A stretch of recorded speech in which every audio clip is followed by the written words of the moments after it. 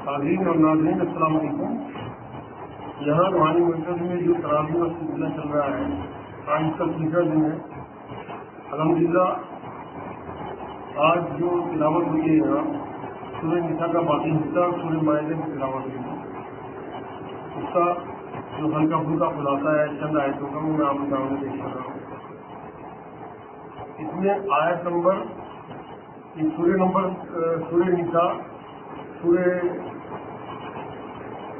چوتھی صورت ہے قرآن میں، یہ مدنی صورت ہے، 376 آیتیں ہیں، اس میں 20 رکوع۔ اس کا کچھ حصہ کل تلاوت اور اس کا خلاصہ پیش کیا گیا تھا، باقی کچھ آیتوں کا آج خلاصہ پیش کیا جائے گا۔ اس میں 22 سے لے کے 24 نمبر آیت میں اللہ رب العزت نے محرم عورتوں کی بیان کی ہے جن سے ہم شادی نہیں کر سکتے، اور اسی کے ساتھ یہ بتایا کہ شادی شدہ عورتوں سے بھی شادی کرنا حرام ہے۔ 30 نمبر آیت میں خودکشی کو حرام بتایا گیا ہے۔ 31 نمبر آیت میں بڑے گناہوں سے بچنے والوں کے چھوٹے گناہ معاف کر کے جنت میں داخلے کی بشارت دی گئی ہے۔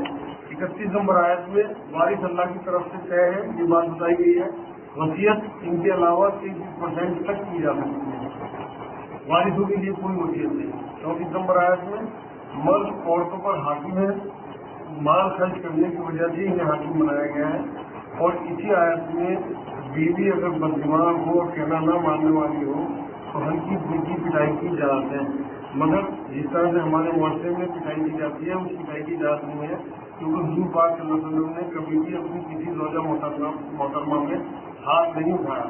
35 نمبر آیت میں میاں بیوی میں انبن ہو تو ایک مرد کی طرف سے اور ایک عورت کی طرف سے کوئی رشتے دار بیٹھ کر اس انبن کو سلجھا سکتا ہے اگر وہ مخلص ہو، صرف اور صرف اللہ کے لیے کام کرے۔ 36 نمبر آیت میں خود بخیل ہو کر دوسروں کو بخیلی سکھانے والوں کو ذلت کا عذاب ہوگا۔ 41 نمبر آیت میں ہر امت کے رسول اس پر گواہ بن کر آئے ہیں، حضور صلی اللہ علیہ وسلم سب پر گواہ ہوں گے۔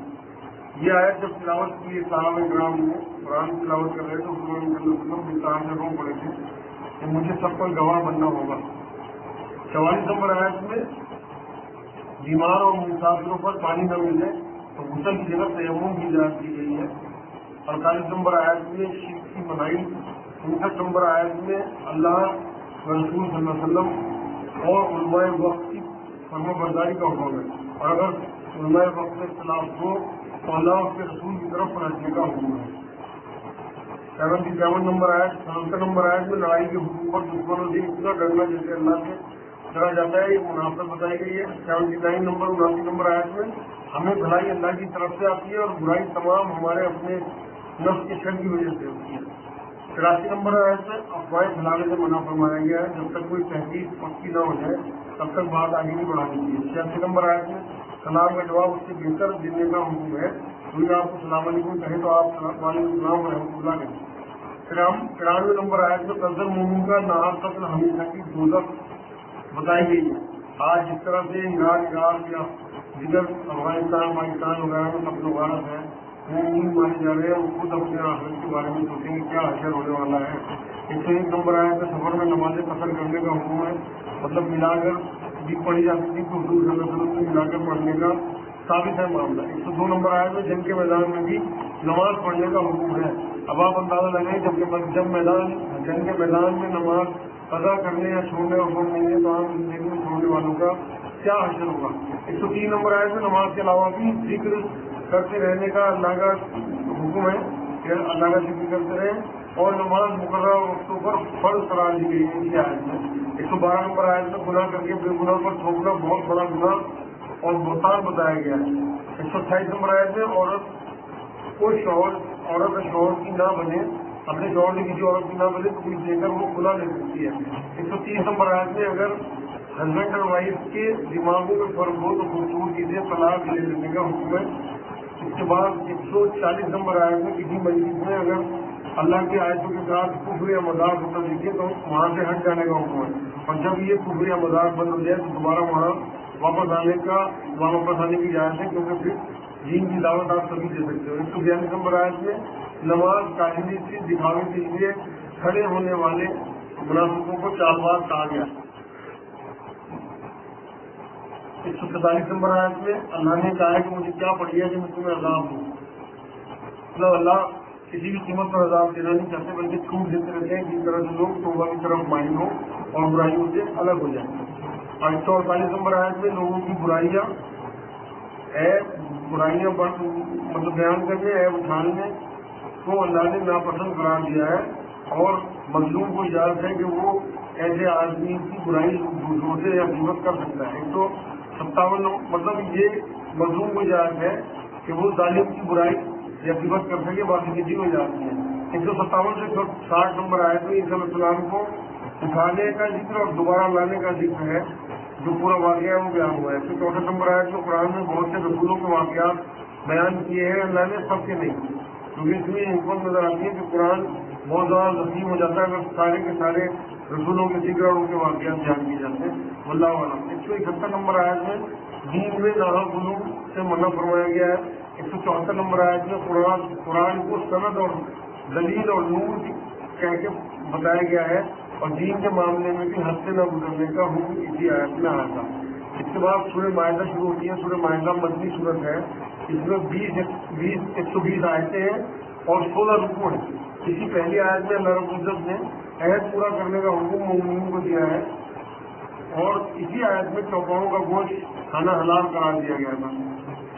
इसकी 3 नंबर आयत में कौन कौन से जानवरों का गोश्त खाना हराम है उसकी लिस्ट दी गई है। इसी आयत में दीन मुकम्मल कर देने की बात कही गई है। इसके बाद दीन मुकम्मल होने के बाद अगर अपने अकीदे में, अपने ईमान में कोई चीज कोई जोत है तो वो बिदअत कहलाएगी। 4 नंबर आयत में पालतू कुत्तों के जरिए शिकार पकड़वाकर हलाल करना ठीक बताया गया है।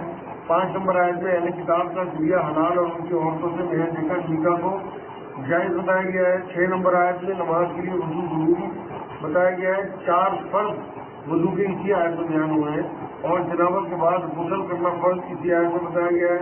पानी न मिले तो तयम्मुम की इजाजत है।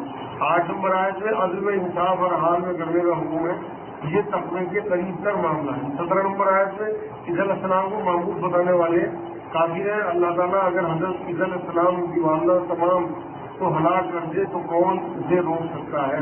24 और 25 नंबर आयत में अल्लाह की तरफ से लड़ने का हुक्म आने पर मूसा अलैहिस्सलाम की कौम ने कह दिया था कि तुम और तुम्हारा खुदा ही लड़ लो। यही मूसा अलैहिस्सलाम ने अपनी कौम के लिए बददुआ की थी। 26 नंबर आयत में जिहाद का हुक्म न मानने वालों को 40 साल अल्लाह रब्बुल इज्जत ने खाना बदोश बना दिया था बनी इस्राइल के लोगों को। 31 नंबर आयत में बताया गया है। इससे पहले 27 नंबर आयत में हजरत आदम अलैहिस्सलाम के 2 बेटों की कुर्बानी का जिक्र है। एक की कुर्बानी कबूल हुई और दूसरे की नहीं हुई। जो मुत्तकी था उसकी कुर्बानी कबूल हुई, यही बात बताई गई है। 28 और 29 नंबर आयत में कातिल के सर पर मकसूद का गुनाह भी रख दिया जाता है। इसके बाद 31 नंबर आयत में कब्रे के जरिए अल्लाह रब्बुल इज्जत ने इंसान को कब्र खोदकर दफनाना सिखाया। 32 नंबर आयत में नाहक के कत्ल करने वाला पूरी इंसानियत का कातिल बनाया गया है, और इसी तरह से एक जान बचाने वाले को पूरी इंसानियत की जान बचाने वाला बताया गया है। 38 नंबर आयत में चोरी करने वाले मर्द या औरत के हाथ काट देने का हुक्म है। 42 नंबर आयत में दीन के दुश्मनों के मामले में भी अदल इंसाफ से फैसला करना जरूरी बताया गया है। 44 नंबर आयत में सालिस अल्लाह की किताब से फैसला न करें तो काफिर है।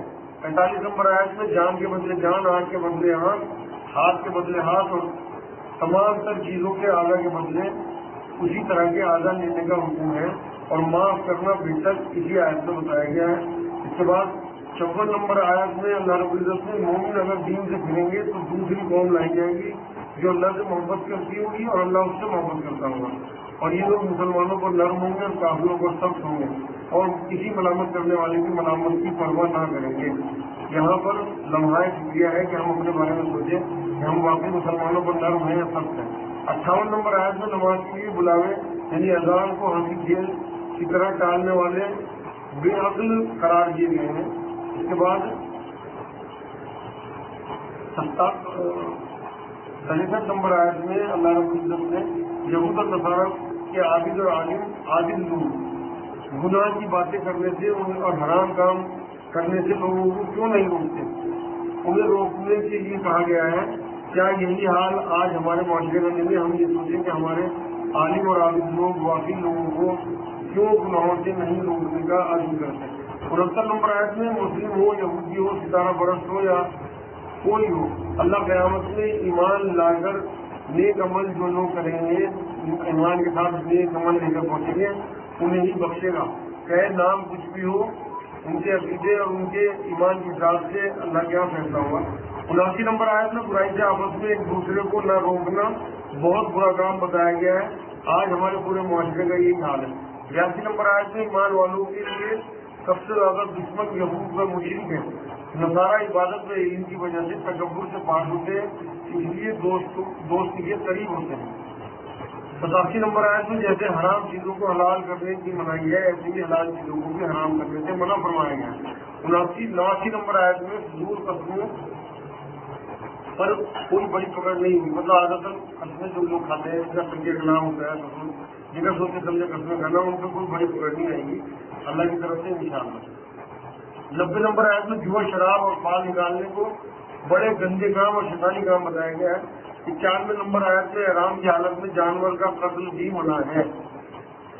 मुझे जानवरों को कत्ल करने की इजाजत हुजूर दी है। 106 नंबर आयत में 96 नंबर आयत में दरिया का शिकार जायज करार दिया गया है। 104 नंबर आयत में कुफार मक्का को कुरान और साहिब कुरान सल्लल्लाहु अलैहि वसल्लम की तरफ आने को कहा जाता था। सारे वो अपने बुजुर्गों के दीन पर चलने की बात करते थे। आज भी हमारे माशरे में बहुत सारे लोग ऐसे हैं जिन्हें किताबुल्लाह और अल्लाह के रसूल सल्लल्लाहु अलैहि वसल्लम की हदीसों की तरफ बुलाया जाए तो वो अपने बुजुर्गों की किताबों की बात करते हैं कि क्या उन्होंने कुरान हदीस नहीं पढ़ा था। बिल्कुल यही मामला उस वक्त था जो आज दोबारा से हमारे माशरे में शुरू हो गया है। ये बहुत सोचने की बात है कि हम किस रास्ते पर जा रहे हैं। 106 नंबर आयत में अचानक मौत आने लगे तो वसीयत करते वक्त 2 दीनदार लोगों को गवाह बनाने का हुक्म है, अगर पहले से वसीयत ना की हुई हो। सफर में 2 गवाह गैर मुस्लिम भी चल जाएंगे। 110 से 112 नंबर आयत में हज़रत ईसा अलैहिस्सलाम के मौजूद बयान हुए हैं। 116 से 118 नंबर आयत में क़यामत में अल्लाह रब्बुल इज़्ज़त ईसा अलैहिस्सलाम से पूछेंगे क्या आपने अपने उम्मतियों से खुद को रब बनाने को कहा था। उस सवाल जवाब का ठीक नायतों में आया है। वमा अलैना इल्लल बलाग। अस्सलाम वालेकुम रहमतुल्लाह।